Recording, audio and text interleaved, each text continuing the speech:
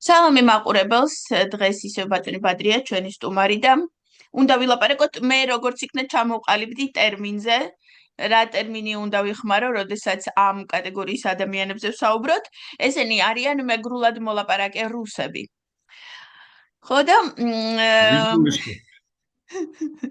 მეგრულად მოლაპარაკე რუსები ძალიან ხშირად აპელირებენ იმისკენ, რომ გაერომ თურმე ცნო, რომ მეგრული გაქრობის პირასა და ახლა უნდა ვილაპარაკოთ დღეს იმაზე, ეს რამდენად სიმართლეა თუ რაღაც დონით манипуляცია.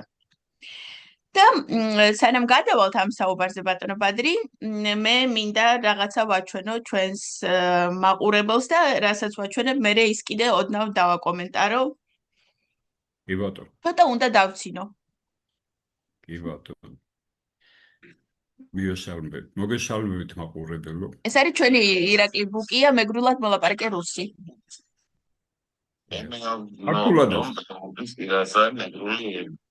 და იქნება აგვიცნა, რატომ იღუპება მეგრული ენა?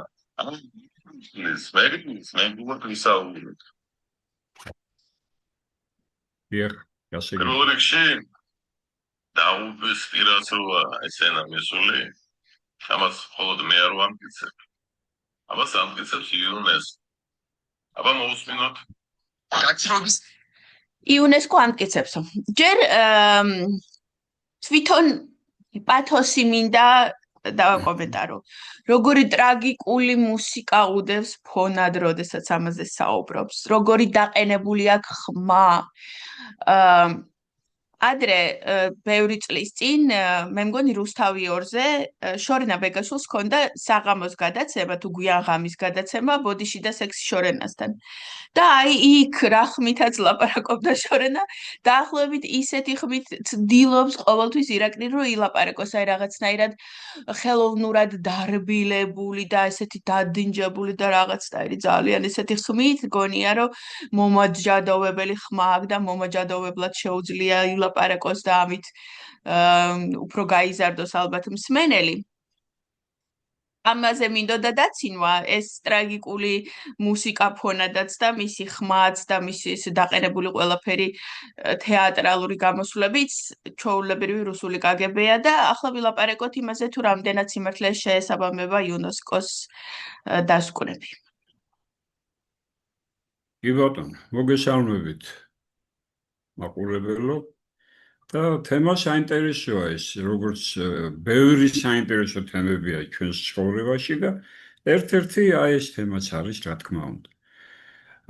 თვითონ იმ ფაქტს, რომ იუნესკო დაინტერესებულია მსოფლიოში ერების კი არა და უფრო ენების საფრთხის ქვეშ ყოფნით და რა ვიცი კულტურას ეხება ეს ყველაფერი თითქოს ალბათ, მაგრამ მე მაინც მგონია რომ მათ აი ამ მონდომებაში არის რაღაც ისეთი არა თლიანად ბუნებრივი რაღაც პოლიტიკური ქვედინებები დევს.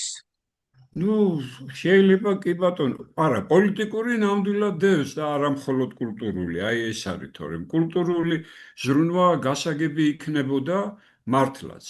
ჯერ ერთი არა მხოლოდ ის, რომ ზრუნვა იქნებოდა გასაგები დაღუპვის მყოფი ენების და ერების შესახებ. არამედ ის, რომ საერთოდ მრავალფეროვნება უნდა იყოს ალბათ ქვეყანაზე, რომ განვითარების უკეთესი საშუალება ჰქონდეს ქვეყანას კი არა, ქვეყნიერებას, ესე ვთქვათ. ეს რა თქმა უნდა მართალია და არ შეიძლება რომ ერთ და ორ ენას ან ერთ და ორ ცივილიზაციას გნებავთ, ჰქონდეს ესე იგი განსაკუთრებული შესაძლებლობა და საშუალება არსებობისა. ალბათ არ იქნებოდა სწორი. და მსოფლიოში ესეც არის ნამდვილად. ისიც ალბათ სწორია, რომ ვიღაცამ უნდა იზრუნოს იმ ერებზე და იმ ენებზე, რომლებიც დაღუპვის პირას არიან მისულები. რა თქმა უნდა სწორია. თვითონ ის ფაქტი, რომ ამისთან ენებზე ზრუნვა დაიწყეს, არ არის ახალი. ჯერ კიდევ ქართულ სინამდვილეში ეს მიმართულება ჩვენთან შემოვიდა ალბათ 70-იანი წლებიდან უხეშად თუ ვიტყვით, იმიტომ რომ უფრო ზუსტად მე მიჭირს, უფრო ზუსტად როდის დაიწყო აი ამ მიმართულებით, როდის გაჩნდა ინტერესი ამ მიმართულებით. ისიც კარგად მახსოვს, რომ მაშინ ახალგაზრდა ვიყავი, თლათ, ასე ვთქვათ. ისიც კარგად მახსოვს, რომ იმ წლებში არა მხოლოდ საქართველოში არსებული არა ქართველური მოდგმები იყო თურმე საფრთხის ქვეშ, არამედ თავად ქართული ენაც იყო საფრთხის ქვეშ და ამბობდნენ, რომ აი 50 წელიწადში ქართული შეიძლება გაქრეს, იმიტომ არ ვიცი, შეიძლება მართლა ქართული ვერ აკმაყოფილებდა რაღაც იმ მოთხოვნებს, რაც ენებს და ერებს ჰქონდათ წაყენებული, მაგრამ მე მგონი არ შეეფერებოდა ის ამბავის სინამდვილეს, რომ ქართული ენა დაღუპვის პირას იყო იმის გამო, რომ დაუშვათ საბჭოთა კავშირში პირველობა რუსულ ენას ჰქონდა, ხოლო საქართველოშიც რუსულ ენას ჰქონდა პირველობა. შეიძლება ამიტომ. მაგრამ ამავე დროს საინტერესო იყო კიდევ ის, რომ ასეთივე მნიშვნელობის ქვეშ, ასეთივე ყურადღების ქვეშ იყო სხვა ერების წარმომადგენლები, რომლებიც ცხოვრობდნენ საქართველოში, ზოგი ისტორიულად, ზოგი კიდე ახალი შემოსული იყო შედარებით. მაგალითად, როდესაც გამოჩნდა იმის პერსპექტივა, ასე ვთქვათ, შეიძლება მაშინ შორეული პერსპექტივა საბჭოთა პერიოდში, რომ ესე იგი დამოუკიდებელი შეიძლება ყოფილიყვნენ ასე ვთქვათ საბჭოთა ერები. აი მაშინ უკვე გაჩნდა ის, რომ საქართველოს თუ ეს მოხდება, საქართველოში უნდა იყოს დაცული, უნდა იყოს ისეთი ენები და ერები, როგორიც არის სომხები, აზერბაიჯანელები, აფხაზები და ასე შემდეგ. და ნაკლები ყურადღება იყო ექცეოდა იმას, რომ თურმე საქართველოში სხვა ანუ იუნესკო 70-იან წლებში ამბობდა, რომ აფხაზი ერიაო? ეხლა რა არის? უფრო აქცენტი პირველ რიგში, არა, პირველ რიგში აქცენტი იყო აზერებზე, მე არ ვიმაჩნე ეს აზერები. კი, აზერბაიჯანელი ერია, სომეხი ერია, მაგრამ აფხაზი ერი არა, ხო. ხო, მაგრამ საქმე იმაშია, რომ ორივე ამ ერს და ენას ჰქონდა თავისი სახელმწიფო და რა ვიცი ახლა ჩვენ კიდევ დამატებითი ესე იგი განსაკუთრებული ყურადღება რომ უნდა მიგვექცია ამისათვის, ხომ ეს რამდენად გამართლებული იყო ეს მოთხოვნა, არ ვიცი. პლუს ამას ის, რომ საქართველოში ისწავლებოდა სკოლებში როგორც რუსული, ასევე სომხური და აზერბაიჯანული ენები. იყო აზერბაიჯანული სკოლა, იყო სომხური სკოლა, იყო რუსული სკოლები, რა თქმა უნდა. ამას გარდა საქართველოში მაშინ, როდესაც ესე იგი მოითხოვდნენ ქართველებისაგან მეტ ყურადღებას სამენების მიმართ, საქართველოში იყო სამი ავტონომია: აჭარის, აფხაზეთის და სამხრეთ ოსეთის ავტონომიური არა რესპუბლიკა, არამედ ადმინისტრაციული რეგიონი.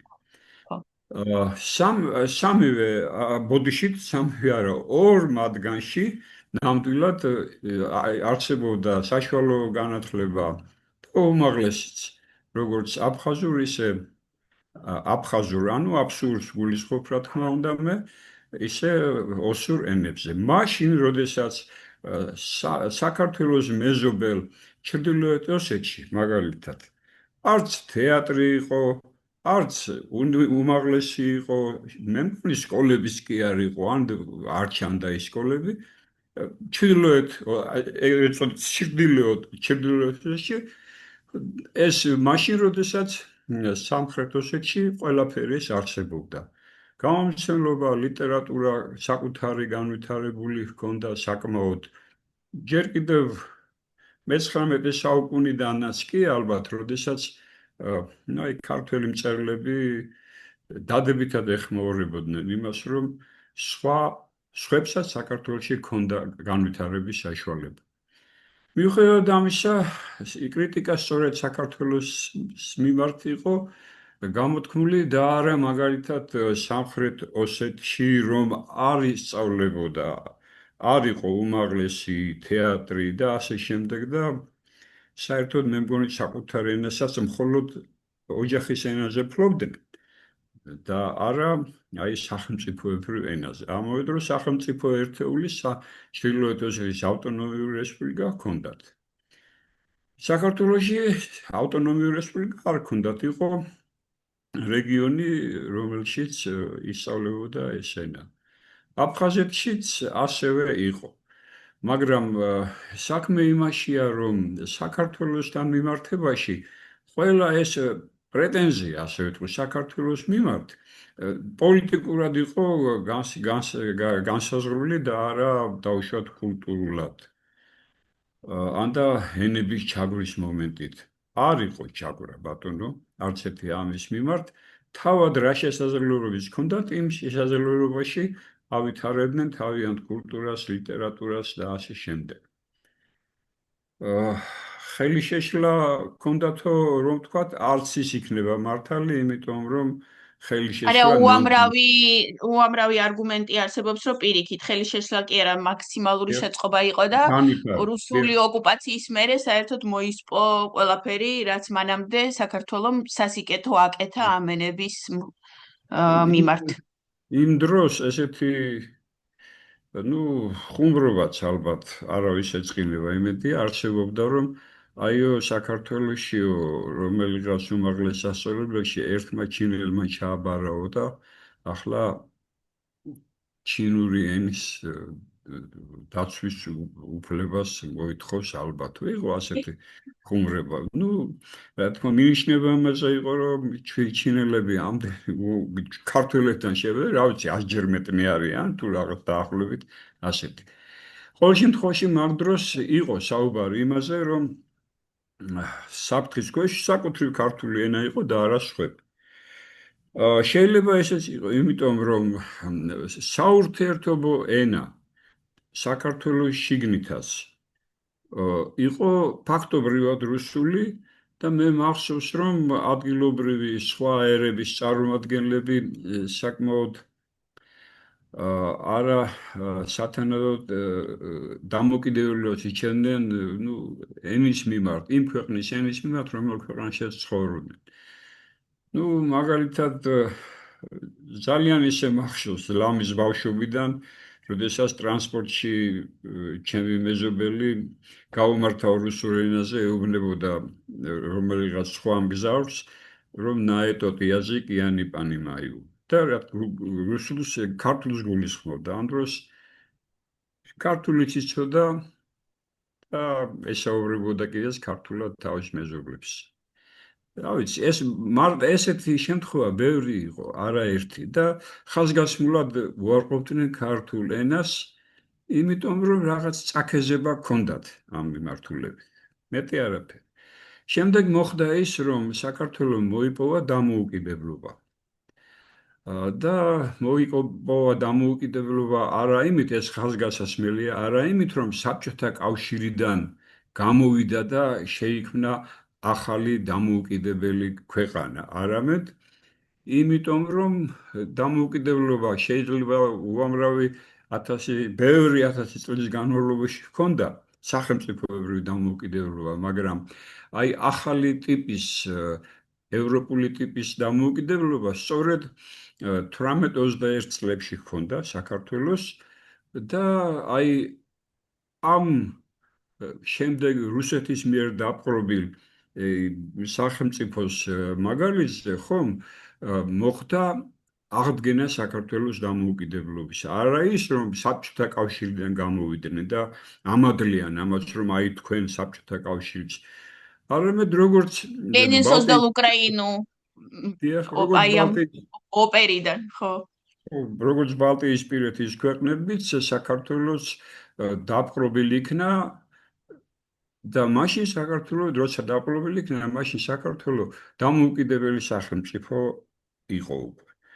ეს იყო რესპუბლიკა და არა სამეფო, როგორებიც ადრე საუკუნეების განმავლობაში სახელმწიფოებრივი ფორმა ჰქონდა საქართველოს და არაერთი სახელმწიფოს ფორმა ესეც მართალია. მაგალითად იყო კახეთის სამეფო ცალკე, იყო ქართლის სამეფო ცალკე, იყო იმერეთის სამეფო, შემდეგ კახეთის სამეფო, იმერეთის სამეფო, ეს ორი სამეფო იყო უკვე აქეთ ჩვენთან ახლოს უფრო საუკუნეების სიღრმეში და იყო კიდევ საათაბაგო, რომელსაც გავლენა ჰქონდა მუსულმანურ ქვეყნებს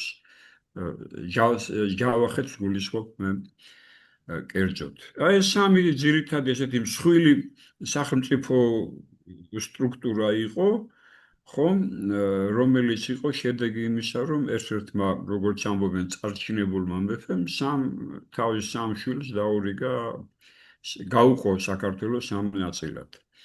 ნუ ბოლოს აი ესე იყო, მე-18 საუკუნეში უკვე ფაქტი იყო ის, რომ ქართლ-კახეთის სამეფო არსებობდა, იმერეთის სამეფო არსებობდა და აი ეს სამცხე საათაბაგო, მესამე სამხრეთ საქართველოს რეგიონი.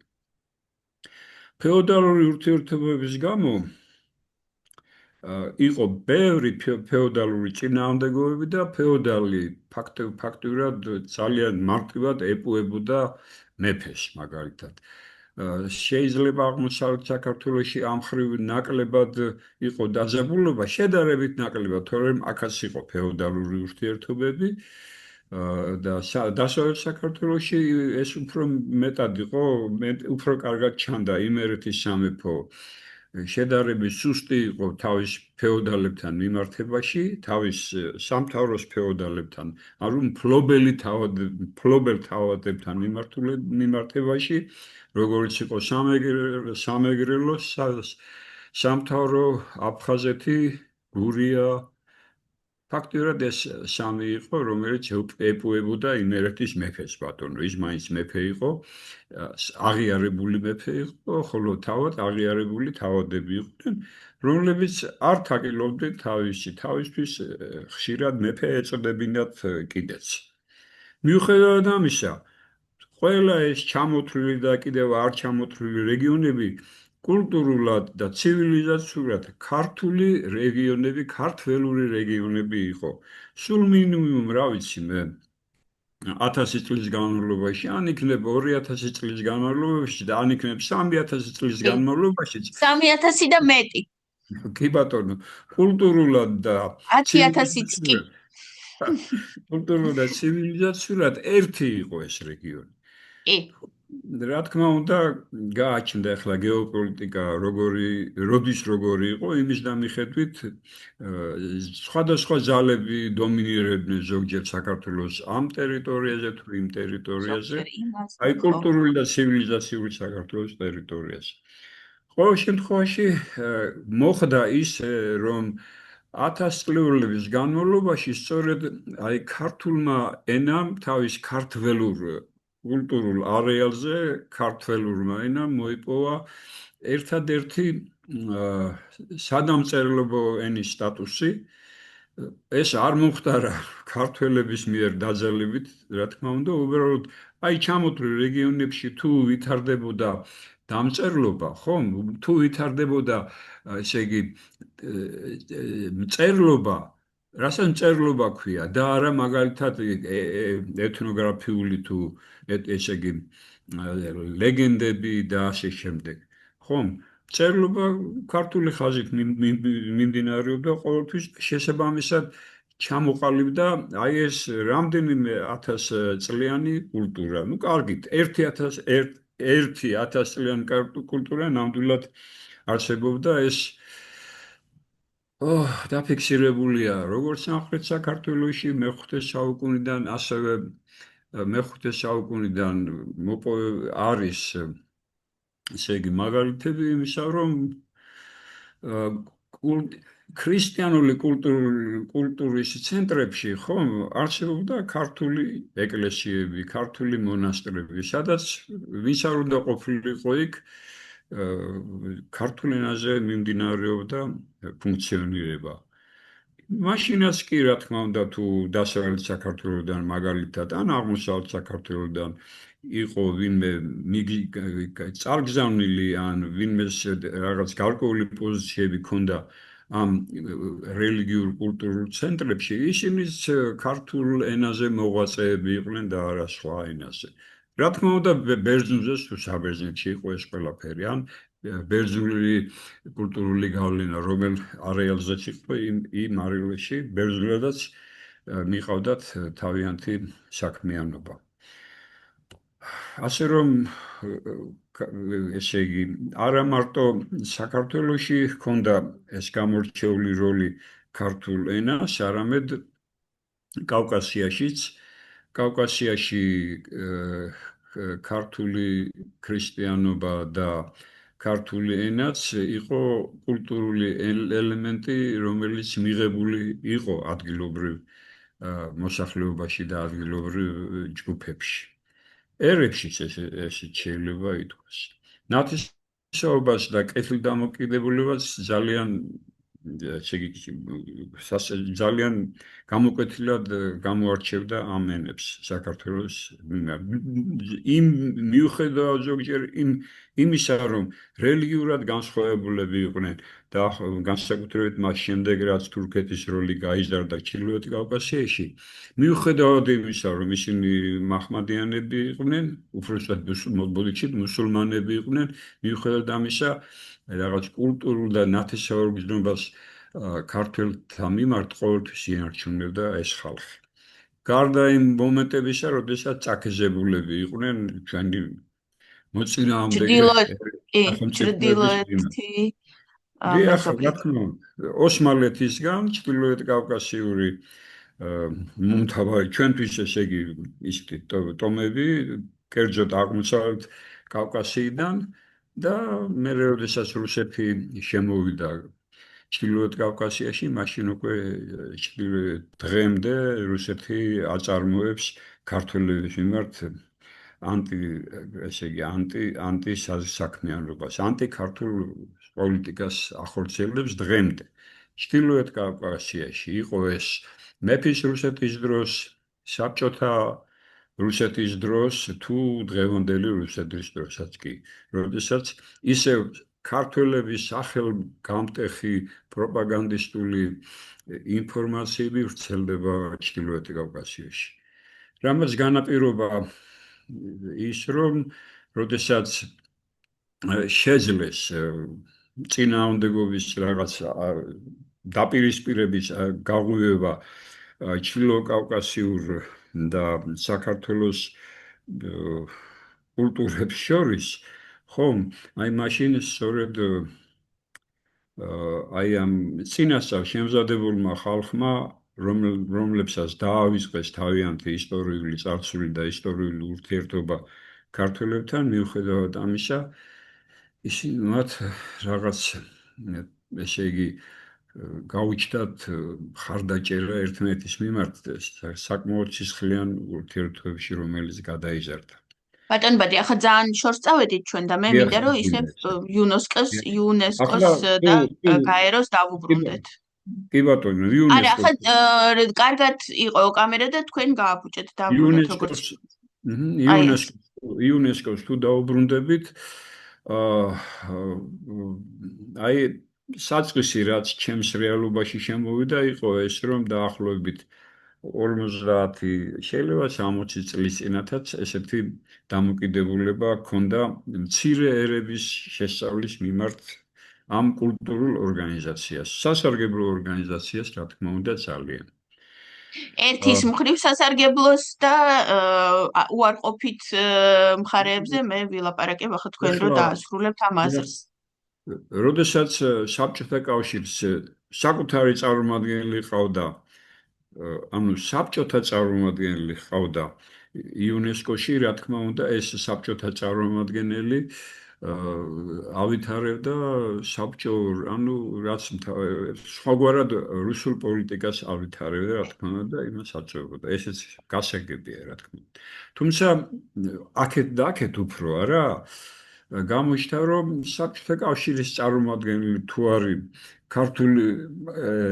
საქართველოს წარმომადგენელი ამავე დროს, ის უფრო ობიექტურად და დაკვირვებულად მიმართავდა თავის საქმიანობას. მაგალითად, გაეროშიც ასე იყო, როდესაც ატომური რაღაც შეიარაღების გავრცელების საწინააღმდეგო საბჭოთა წარმომადგენელი იყო გაეროში, იქ მაშინ რა თქმა უნდა ის მიმართულება იყო შენარჩუნებული და იმ მიმართულებას უჭერდა ეს ორგანიზაცია მხარს, რაც ზოგად საკაცობრიო მსოფლიო მშვიდობას ეხებოდა და არა გამორჩეულად მხოლოდ რუსულ ინტერესს ან საბჭოთა ეს ინტერესს. შეიძლება ადრე იყო ასე, მაგრამ ახლა ბოლო დროს და მით უმეტეს უკრაინაში რომ ფართომასშტაბიანი დაიწყო იმის მერე ძალიან საზღვრულად იქცევა ეს დეპარტამენტი, ასე ვთქვათ, გაეროს. არა, იმიტომ მაშინ რომ საბჭოთა დეპარტამენტი ერქვა, რასაც მეგულისხმობ, ის საბჭოთა წარმომადგენელი იყო და ამიტომ უსვამ ხალხს, თორე ახლა რუსეთის წარმომადგენლის არანაირი უფლება არ და აქვს ის იმისათვის. რუსეთის წარმომადგენელი ამ გაეროს სხვადასხვა დეპარტამენტებში, იუნესკოში და ის, რომელიც ატომურ ენერგიებზეა პასუხისმგებელი ორგანიზაცია, იმდენად გავლენიანია, რომ მთლიანად ორგანიზაცია გამოდის, რომ საერთოდ რუსეთს ემსახურება მსოფლიოში და არა მსოფლიო ინტერესებს ზოგადად. დიახ, ამაზე საკმაოდ იხარჯებოდნენ ალბათ. კულტურის ცენტრები, რა თქმა უნდა, იქნებოდა არა მხოლოდ საქართველოში რუსული კულტურის ცენტრი, არამედ იქნებოდა კარგი, მე მაშინ ახლა მე ამ იუნესკოზე მე გავაგრძელებ და მე ეს კულტურული ცენტრებიდან მე თქვენ იტყვით.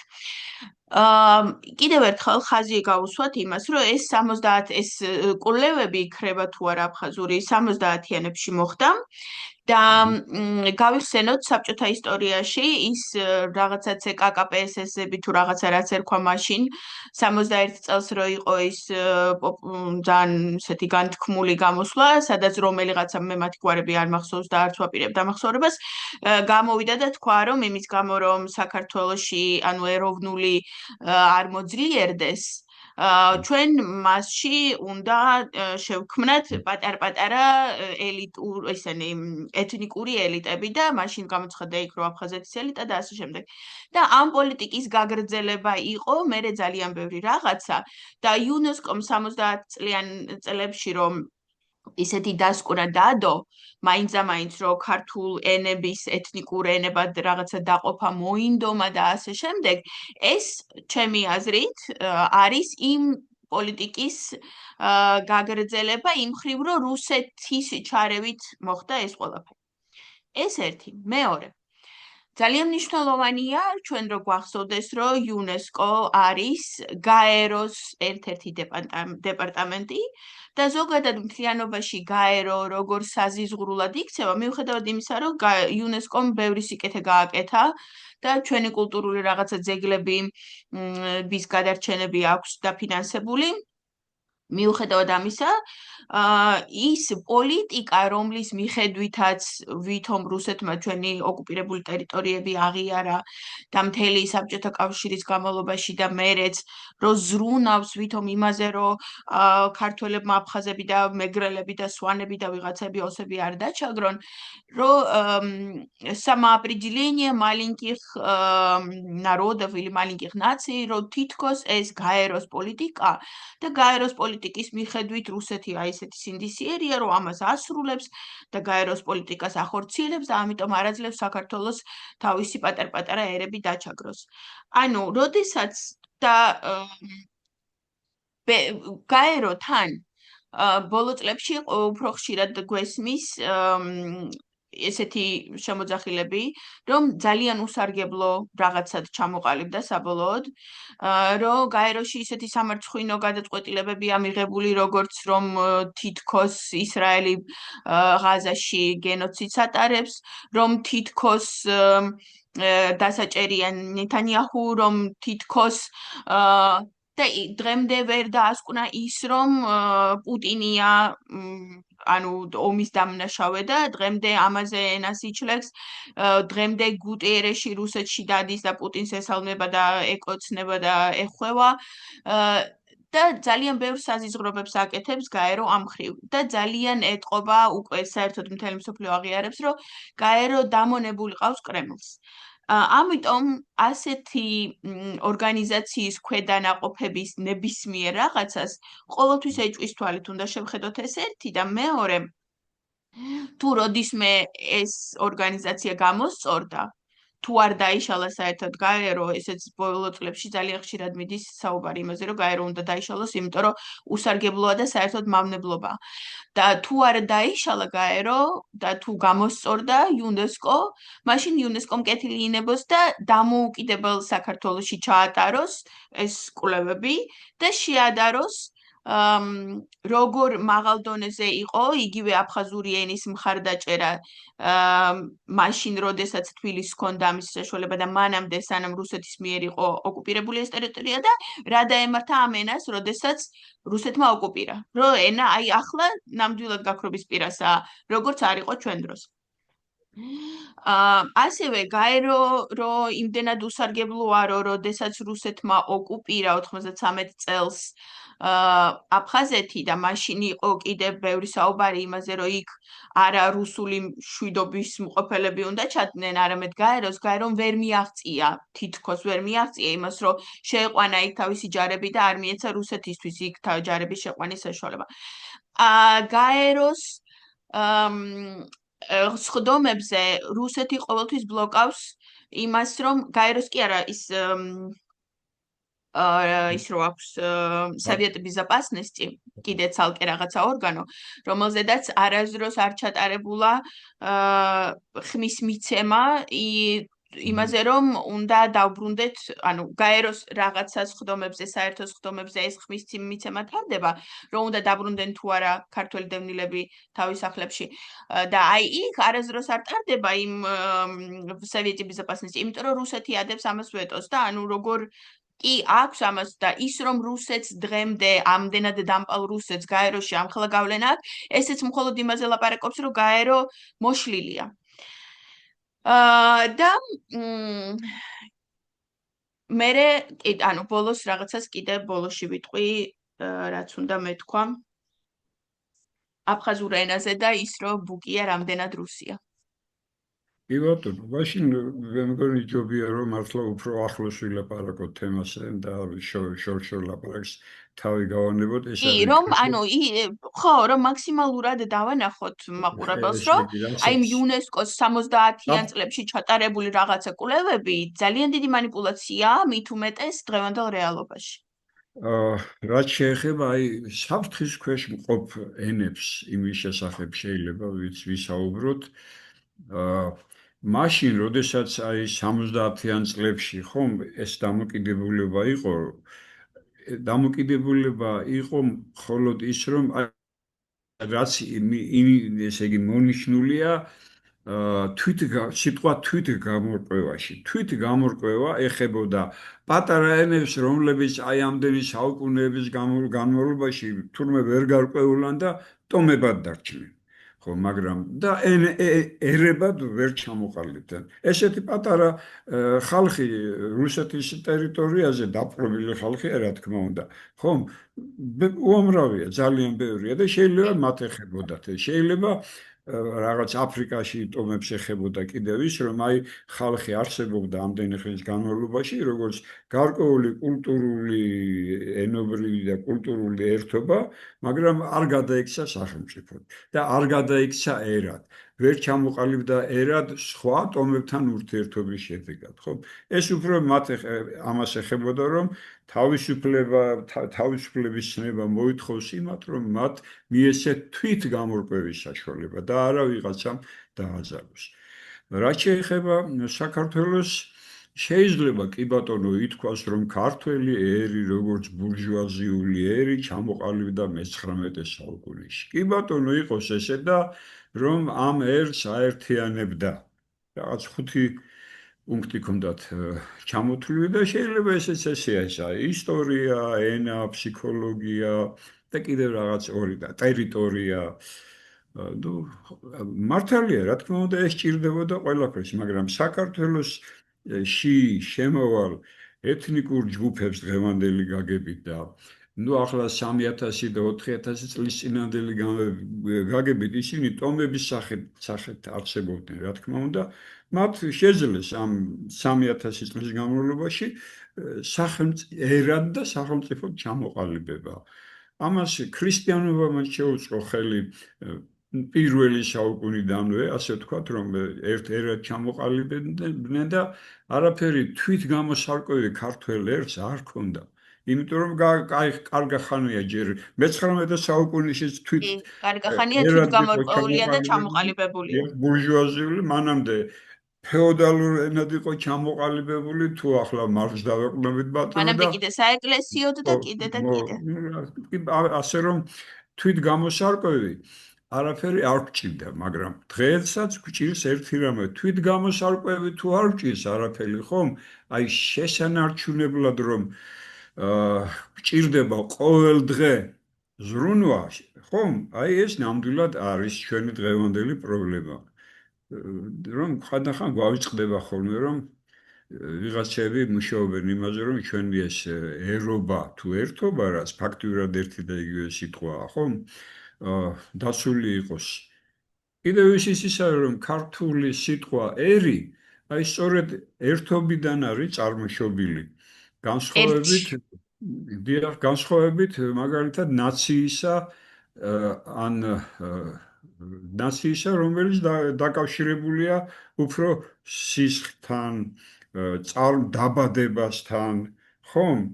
და აი თვითონ სიტყვა ნაც ესეც ნუ აი ნათელში გამოსვლასთან არის, დაბადებასთან, ნათელში რომ გამოხვედი, ხო? აი რომ გამოხვედი. ანუ ეგზისტენცია რომ მოგეცა, ანუ არსებობა რომ მოგეცა, ხო? ეგზისტენცია რომ მოგეცა, რომ გამოხვედი. ესეც რა თქმა უნდა ნათელთან არის დაკავშირებული, მაგრამ შობასთან არის დაკავშირებული. გესმით ხოცებო, სიტყვა ნაც ნათელთან არის დაკავშირებული. კი, რა თქმა უნდა, სიტყვა ნათელთან დაიქნა. ნაცია ქართველი, ნაცია პატრიოტი, ნაცია ნათელი, ქოცია ბნელი. დაიქნა ნათელი, ესეც ნაციასთან არის დაკავშირებული. ამიტომ ასე რომ არაფერი თვით გამოსარკვევი არ გჭირდა, მაგრამ ნამდვილად გჭირს საკუთარი მეობის დასაცავად. ყველანაირი ეს თვით გამორკვევები არის რუსული პოლიტიკის და კრემლის პოლიტიკის და კგბ-ს პოლიტიკის разделяй и властвуй დაყავი და იბატონე პოლიტიკის შედეგი. ჩვენს რეალობაში კი ბატონო, ჩვენს რეალობაში ნამდვილად ესეა, იმიტომ რომ აგერ 70 წელი საბჭოთა კავშირის ქვეშ ვიყავით, აგერ სულ დღეს, აგერ 35 წელია თავს არ გვანებებს რუსეთი და კიდევ მანამდეც რაღაც დრო იმის დასტური კიდე რომ ეს მხოლოდ რუსული პოლიტიკაა და მხოლოდ რუსეთის საზრუნავია, თვითონ ირაკლი ბუკიას მთელი მოღვაწეობა ამას გვაჩვენებს. იმიტომ რომ ირაკლი ბუკიას თვითონ მეგრელები, როდესაც კამათში შედიან მასთან და უწერენ, აი ახლა მე რომელი ვიდეოს მონაკვეთიც ვაჩვენეთ, ანუ ადამიანი ამბობდა რომ მე სამეგრელოში ვცხოვრობო და ვერაფერს ვერ ვხედავო ისეც რომ მეგრული სადმე ქრებოდესო და ბუკია უმტკიცობს რომ ქრებაო და ეს ერთი რომ თვითონ როდესაც ბუკია აღმოცენდა სადღაციდან აი ამ ქოციანობაში, თვითონ სამეგრელოში ხალხს გაუჩნდა მის მიმართ აგრესია, იმიტომ რომ იგრძნობოდა რომ იტყუება.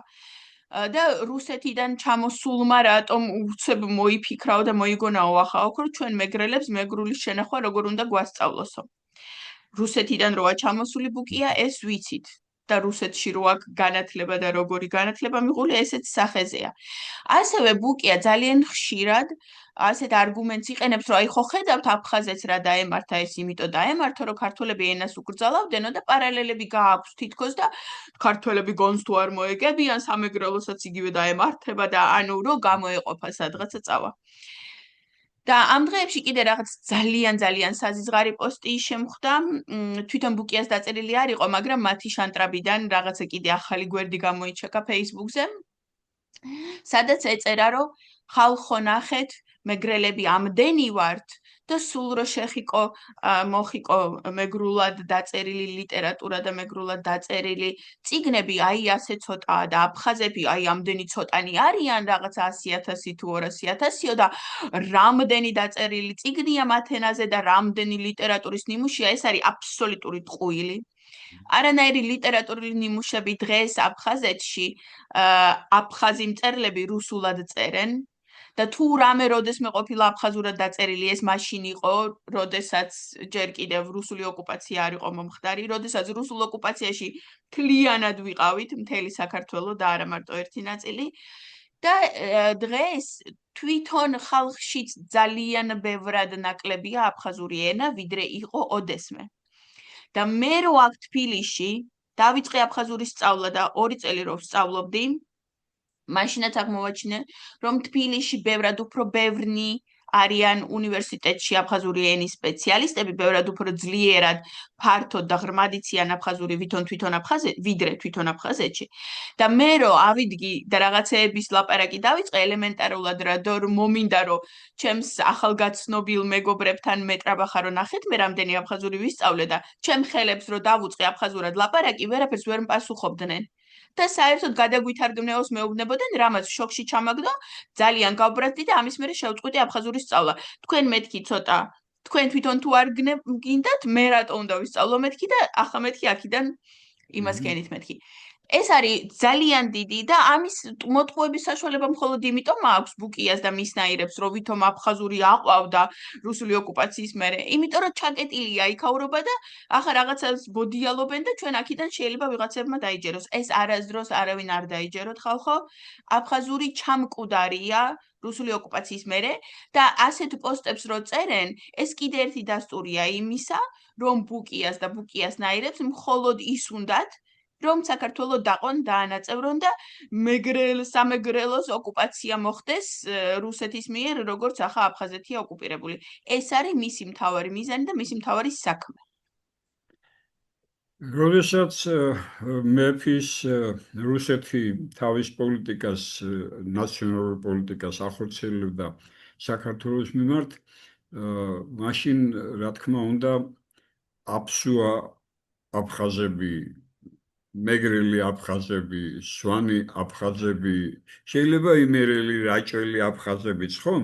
ესენი ყველანი აფხაზები იყვნენ და ძალიანაც ნორმალური ურთიერთობა ჰქონდათ ერთმანეთთან ფეოდალური საზოგადოების ფონზე, ასე ვთქვათ. მაგრამ აი, როდესაც იქ შემოიტანეს უფრო მეტი რუსული, ვიდრე ადგილობრივად ქართული ან ადგილობრივი ენების მხარდაჭერა, ხომ? აი მაშინ სწორედ წარმოიქმნა საშიშროება იმისა, რომ ის ერთობა, რომელიც ყალიბდებოდა რამდენიმე 1000 წლის განმავლობაში, ნუ კარგი, სულ ცოტა 1000 წლის განმავლობაში, ხომ?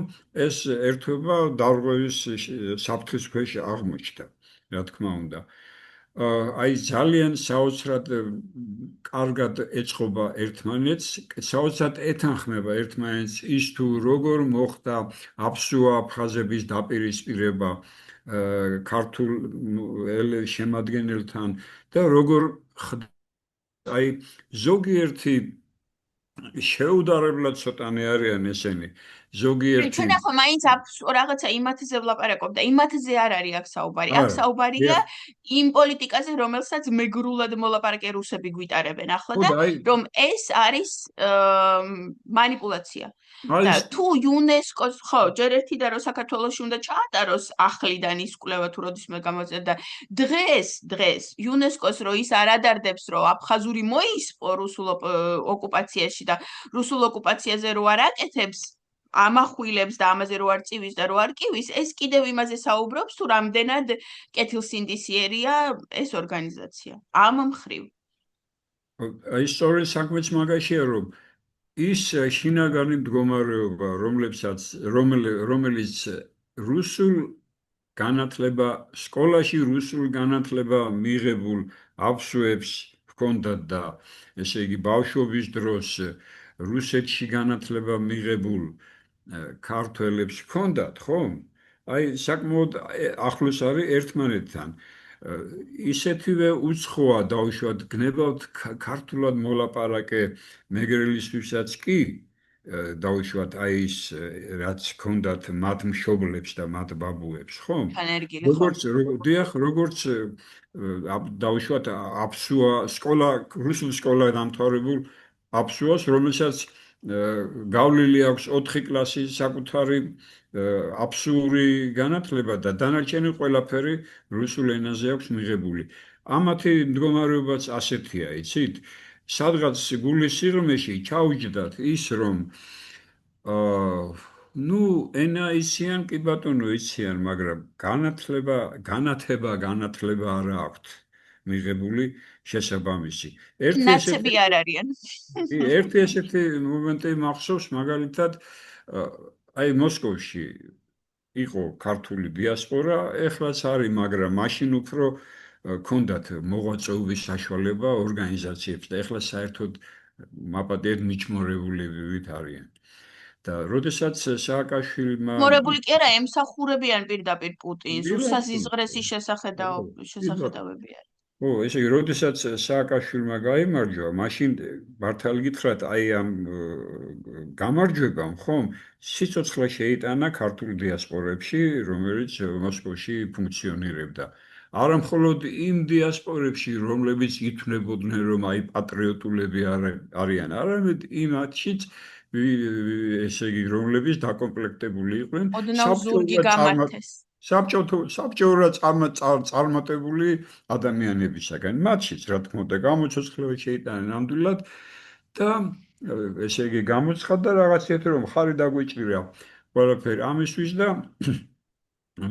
გამოგვეხატა ეს მოკლედ. და ხო, მოეწყო მოსკოვში მოეწყო 25 იანვარს ტრანსლაცია ინაუგურაციისა. 2004 წლის 25 იანვარს ინაუგურაცია ტრანსლაცია. და აი ამასთან დაკავშირებით გვინდოდა მოუწოდეთ ას ქართველებს, რომ ცოდნოდათ ეს და რაღაცნაირ მონაწილეობა მიეღოთ. არა მხოლოდ ერთი ან ორი, არამედ იმ ქართველების მიმართაც იყო ეს მოწოდება, რომლებიც ფორმალურად გაერთიანებულები არ იყვნენ რაღაც ორგანიზაციებში. და ამიტომ ეს ფლაიერები დარიგდა მაგალითად ბაზარშიც. მეც ასეც ვარიგებდი და რომ დაველაპარაკე ამას, ხო, ქართულად ველაპარაკები. პასუხობს ქართულად. მამაკაცია. და მე ამ ფლაიერს ვაწვდი და აი თქვენ მეთქიეს, რომ იცოდეთ, რომ ესეთი ის იქნება და შეგიძლიათ მონაწილეობა მიიღოთ. ხო და ეს ადამიანი მართვებს ამას, უყურებს და შემდეგ თავის ოჯახის წევრს აწვდის, ოღონდ ქალს და ეუბნება მეგრულად, აბა წამიკითხე, მე კითხვა არ ვიცი. ხო წარმოგიდგენია. და აი მარტო ამისთან ბავშვობა რო გაქვს არა გავლილი რომ ოჯახში, ახლობლებში შენ მეგრულს რა თქმა უნდა ლაპარაკობ, მაგრამ უფრო ფართო წრეასაც ქართველი დევნილები ქვია საქართველოდან, ხომ? აი მათში ქართულად ურთიერთობ. ეს იცი, მაგრამ თურმე ანბანი აღარ იცი. ხომ? ანუ ვერც საკითხა, მხოლოდ და შესაბამისად, როცა ესეთი საფუძველი გაქვს, არა?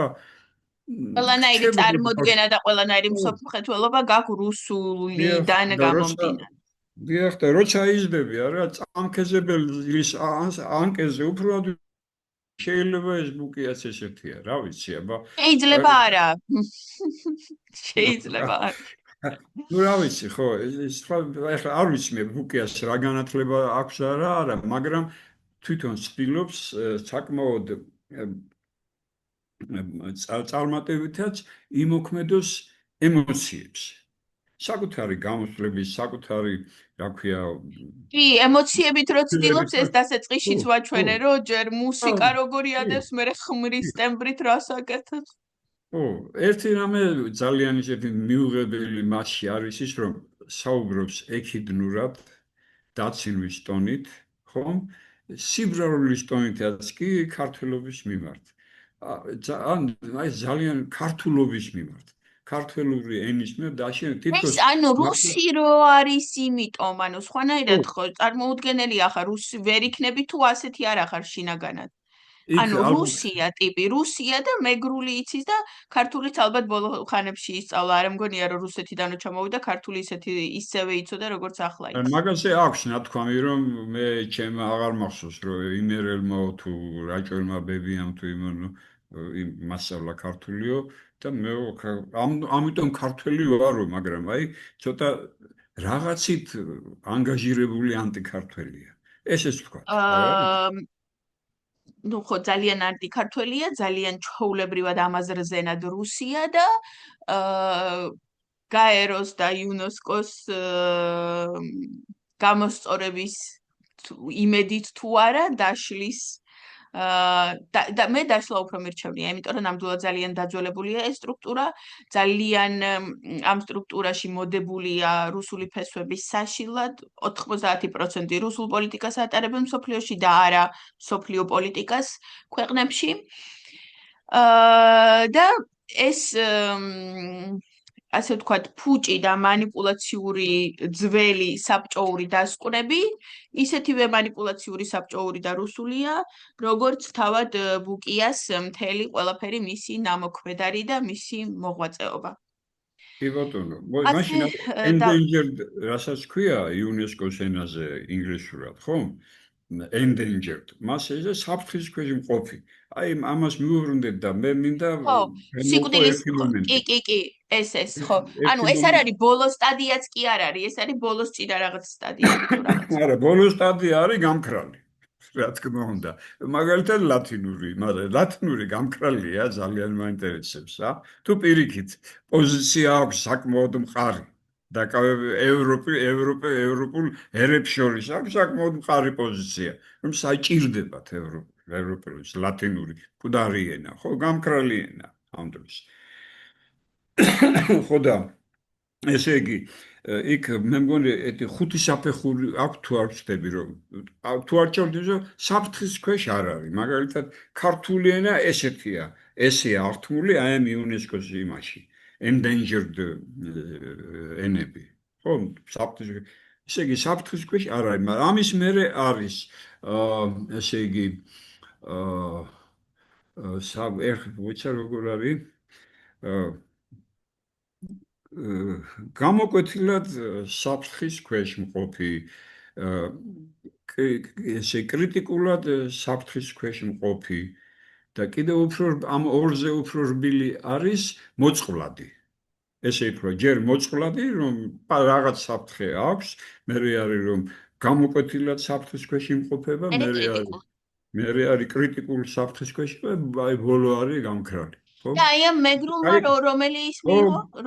აი ეს არის საინტერესო კიდევ, იმიტომ რომ ამ ყველაფრის მიმართ ინტერესი გამიცოცხლდა აი მაშინ, როდესაც მეგრელები კი არა, მეგრული საიტები, მეგრელებზე ნუ დავაბრალეთ ახლა აი მეგრულად მოსაუბრე რუსები.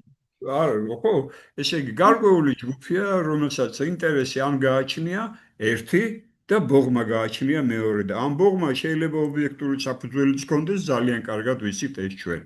ისეთი რაღაცები ჩაადენინა რუსეთმა თავის ერთგულ ქართველებს, ხო, თავის ქვეშ მყოფ ქართველებს, რომ ესე იგი რაც აფხაზეთში ჩაიდინეს, იგივე ჩაიდინეს სამეგრელოში. მე თუ მკითხავს. ამისთვის უნდა გქონდეს ოდნავ აზროვნების საშუალება, რომ შენ განაცალკევო ქართული საბჭოურიდან. ქართული ქოჩურიდან. ნამდვილად. და ესე იგი რუსებს მიყიდული ქართველებით გამდრენ ამ ნაბიჯებს. ბოდიშით რუსებს მიყიდული ქართველებით საქართველოზე და ქართულზე არასდროს არ უნდა გააკეთო დასკვნები, იმიტომ რომ მაგრამ საქმე იმაშია, რომ როდესაც ესე იგი გულში ბოღმა ჩადებული ადამიანები ხომ ქართველებს ლანძღავენ ამით, იმათ ავიწყდებათ, რომ არა მხოლოდ ქართველებს მიყიდულ ქართველებზეა საუბარი, არამედ მიყიდულ მეგრელებზეა საუბარი, რომელმაც მაგალითად შევარდნაძის წინ დახოცა მიყიდულებს მერე ესე თეატრალურად რო უპირისპირდებიან. ის მეგრელი იყო მაგის გამკეთებელიც. ხო, ასე რომ მიზან მიმართულად სამეგრელო ხაინდრავა მააწიოკა მეგრელმა. ხო, კი ბატონო, მიზან მიმართულია ის პოლიტიკა, რომ ეს უნდა შეეხოს დამღუპელად რაც არის იმას, რაც არის ქართული და რაც არის საქართველო. ხომ? და რაც აი არის ესე ერთობა. ესე იგი, აი წლინახევრის წინ დაახლოებით, მაგალითად, როდესაც ამითი ისევ დავინტერესდი, ხომ, ესე იგი, მეგრულ და ლაზურს გამოყოფილი ქონდათ, ესე იგი, ბოლო პუნქტი კრიტიკულად კი არა, ეს კრიტიკულად არა, აიყო ბოლო. აღამახსენს, ესე იგი, მოწყვლადი, კონკრეტულად და კრიტიკული. აი ეს კრიტიკული ქონდათ, რომლის შემდეგი საფეხურიც იყო გაქრობა.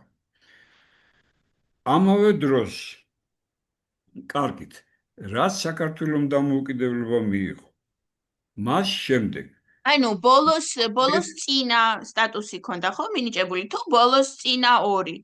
ხო, გაქრობის წინა. აჰა. სტატუსი ქონდა მინიჭებული და მოკლედ შეიძლება ამის მეტი სხვა შეფასება არც იყო. მაგრამ ბოლოს, აი მაგალითად 3 თვის წინ, 2 თვის წინ გამოჩნდა ესეთი შეფასება. ხო, ჯერ გამოჩნდა შეფასებაც, რომ ეს აღმავალია, კერძოდ მეგრული, ნაკლებად აღმავალია ლაზური, ოღონდ იმიტომ რომ ლაზეთის უმეტესობა თურქეთია და ჩვენთან მგონი ერთი სოფელია მარტო, ხო?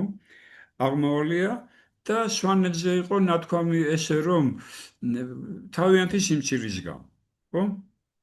რაოდენობრივად არასაკმარისი არიან რომ ისე და მაგრამ ეს არის ერთი მაჩვენებელი მარტო იმისა რომ საფრთხის ქვეშ იმყოფებიან. რომ ესეთი მდგომარეობა აქვს, ხო? მაგრამ აღმავლობა რომ აქვს, ეს არის უცილებლად საინტერესო მოვლენა, დადებითი მოვლენა, რატომაც არა, ხომ? მაგრამ აი გარწმუნებთ რა, არაფრით ნაკლები არ აქვს, ერთ სულზე განაგარიშებით მაინც. არაფრით ნაკლები არ აქვს, ვიდრე საკუთრივ ქართველებს რა, თუ ესე აი გავყოფთ ამას ყველაფერს. თუმცა ესენი არეულია, ეს ორი სიმრავლე ერთმანეთში არეულია აუცილებლად და სწორიც არის არეული. სწორიც არის რომ ერთია. ვერ ხო, ანუ იმისთვის რომ რაღაცა სუფთა კვლევა ჩაატარო, ვერ გაყოფ. არა, შეიძლება დაითვალო მაგალითად მეგრულენოვანი და ქართულენოვანი. რამდენი გინდა იმდენია და ერთ სულზე განაგარიშებით, ხო, მე მგონი მეგრული არ არის ნაკლები ვიდრე ქართული რა. ერთ სულზე რომ გადაიანგარიშ. ნუ რა თქმა უნდა, ეს ზუსტი არ არის ეს, მაგრამ ნამდვილად ესე ეს მონაცემა. რა თქმა უნდა, კარგია, იმიტომ აღმავალია, ანუ ხო, მისი მდგომარეობა გაუკეთესების რაოდენობრივად. სვანური არ არის იმდენი. მართალი გითხრათ, გული მწყდება ამაზე. რა თქმა უნდა იყოს, იმიტომ რომ მე მაინტერესებს მართალი რომ გითხრათ, ესე იგი რა აქვს სვანება სისხლის აღება რო შეწყვიტონ ეშველებად. არ ვიცი რა ვიცი. ხო, რა თქმა უნდა, რა ქვია, ესე იგი მეგრულსა და ქართულ შორის, ხო, რა არის რა ბირთვია, უზარმაზარი ბირთვია, რაც საერთოა, ეს შემთხვევით გასაგებია. ხო? მაგრამ სვანურსა და ქართულ შორის მსგავსების რა ბირთვია, ხო, ეს შემთხვევით მოსაზიებელია კიდე და მინდა რომ ვიცოდე. და ნაწილობრივ ცოტა ვიცი კიდეც, მაგრამ არ არის საკმარისი. მინდა ვიცოდე და თუ მეტი იქნება სვანური ენა წარმოდგენილი ქართულ სინამდვილეში, რატომაც არა. მე ჩემი აზრით უკვე მოწყვლადის კი აღარ არის. ფაქტია ის რომ არ არის, ესე იგი საფრთხის გარეშე არ არის არც ქართული. ზუსტად ამას ეუბნებიან თვითონ სამეგრელოს მცხოვრები ამ ბუკიას, რომ საერთოდ არ უგრძნობთო ჩვენო და რატო გვტენიო აი ამ პოლიტიკას, რომ გაქრობაა და აიო ეს ბუკია ეუბნება იუნესკომო რა 40 წლის უკან რაღაცა გამოიკვლიაო, ხო და შეცვლილია უკვე ჯერ ერთი ბევრად. ჯერ ერთი რომ ის იყო პოლიტიკური და რა პოლიტიკურიც იყო უკვე ვილაპარაკე და იმის მერე კიდე შეცვლილია სურათი და ბევრად უფრო გაუმჯობესებული. კი ბატონო, გინდაც კულტურის მხრივ, გინდაც რა ქვია, სიმღერა, მუსიკის მხრივ, გინდაც ძველი რაღაც ლეგენდების და მითოლოგიების შესწავლის მხრივ საოცრად მშვენივრად აქვს საქმე.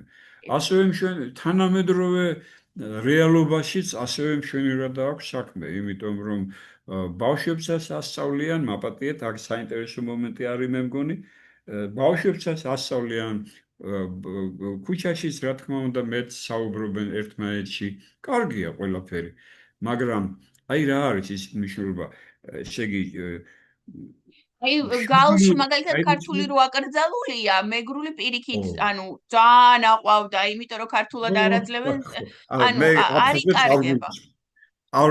ამას რაც ეხლა ვთქვი, ამაში გულისხმობ მე მხოლოდ საქართველოს სამეგრელოს და არა გააფშვებული აფხაზეთის სამეგრელებს.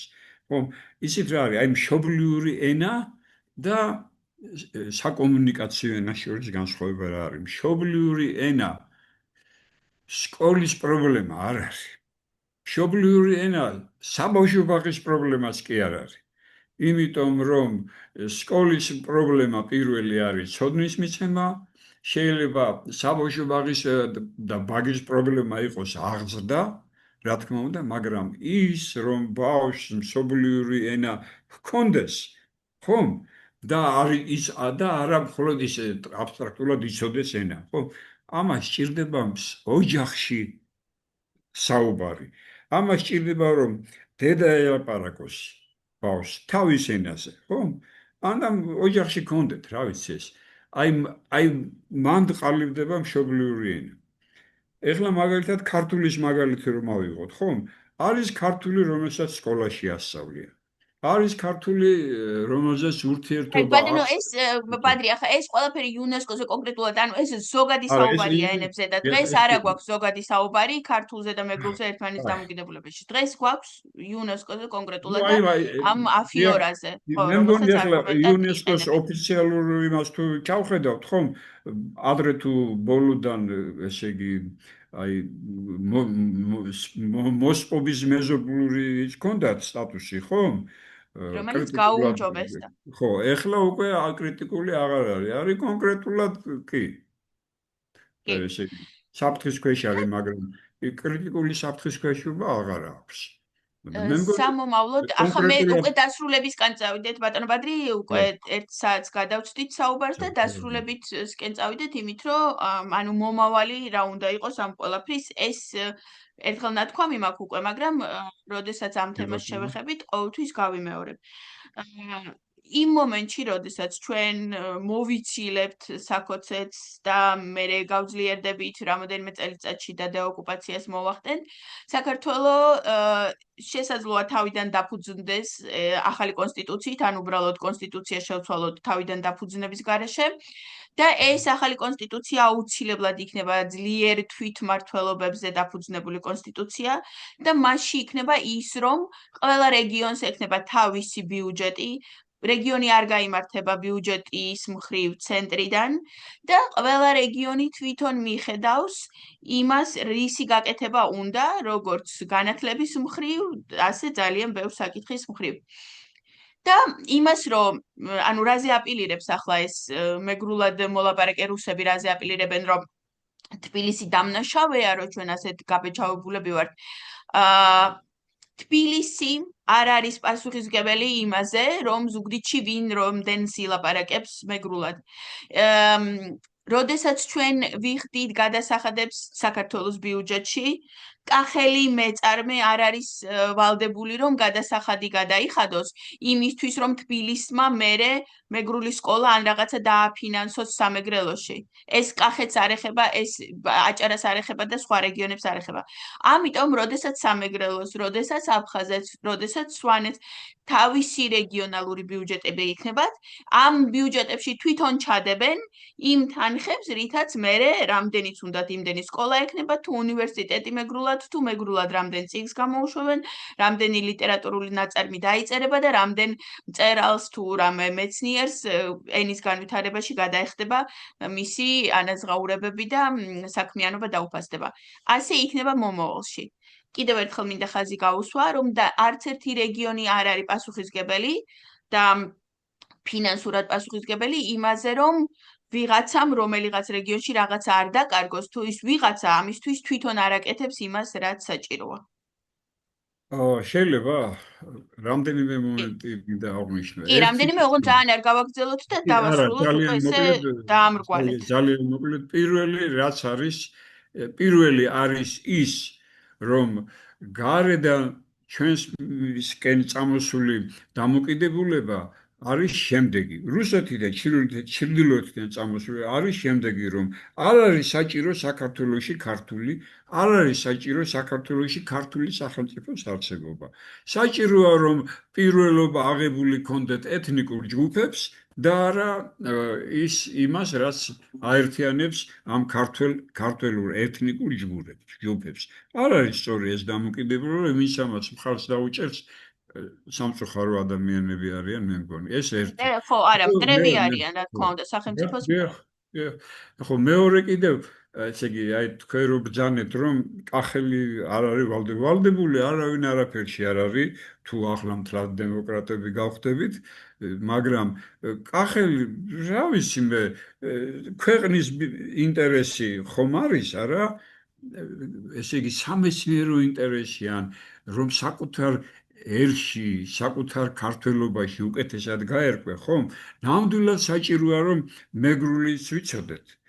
არსით მაინც. სვანურის გვესმოდეს რა არის. გვესმოდეს გნებავთ ქიჟიყური გვესმოდეს რა არის. ეგა. და მესამე მომენტი არის ის, რომ ანუ არჩევანია ადამიანის და არა ვალდებულება.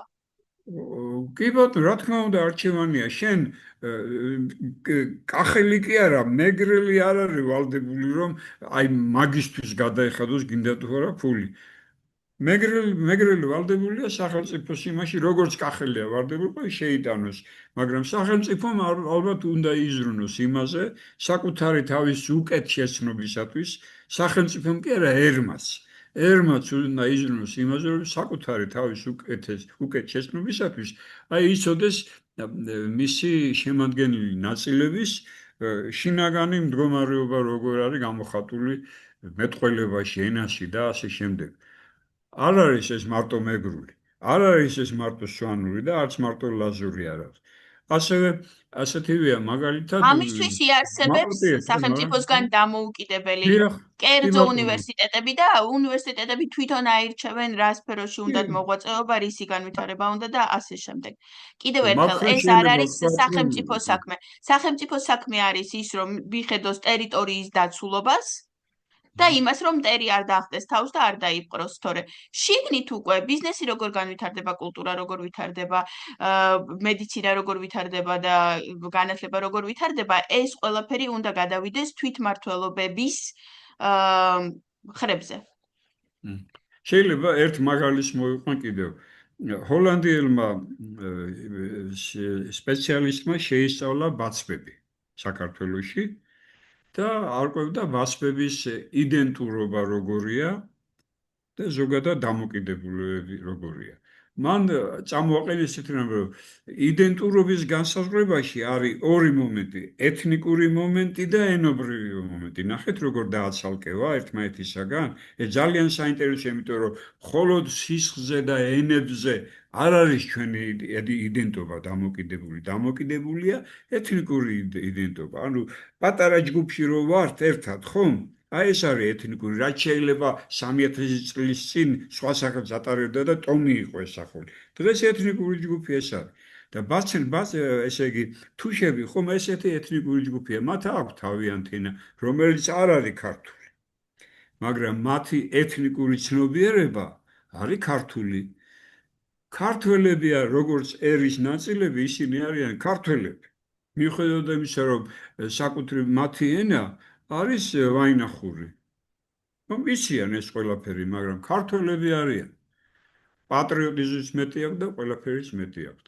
ხოლო იური რომ არის ერთი, და კიდევ ვიღაცები რომ არიან იქ, ხომ?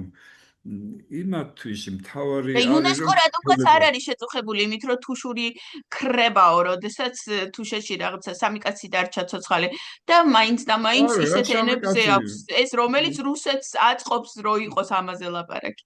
აი, რატომ? კუთხეა, საქართველოში რომელმაც იცის, რომ მისი ენა ვაინახურია, მაგრამ იდენტობა აქვს ქართული. და მართლაც არის, ეს ძალიან კარგი. ეს ახლა კიდე ძალიან სხვა თემა შემოიტანეთ ახლა და არ ჭირდება ახალ-ახალი თემების განვითარება, ბატონო ბადრი, დავასრულოთ მაშინ დღევანდელი საუბარი და ვაჯამებთ იმით, რომ ასეთ პროვოკაციებს ახლა ვინმეს თუ სერიოზულად მოეჩვენება ბუკიას ეს არგუმენტი, რომ ვაიმე თურმე იუნესკოს ასე უთქვამს, ამას ხო ემოციურად არ უნდა აყვეს. ეს არის მხოლოდ და მხოლოდ რუსული პოლიტიკის ნაწილი. ო, ბუკია ემოციურად მოქმედებს მეგრულ რუსული იმებით, პროპაგანდისტული მეთოდებით და ინსტრუმენტებით. კარგით. დიდი მადლობა, ბატონო ბადრი და მომავალ შეხვედრამდე. მადლობა თქვენ. კარგი დღე.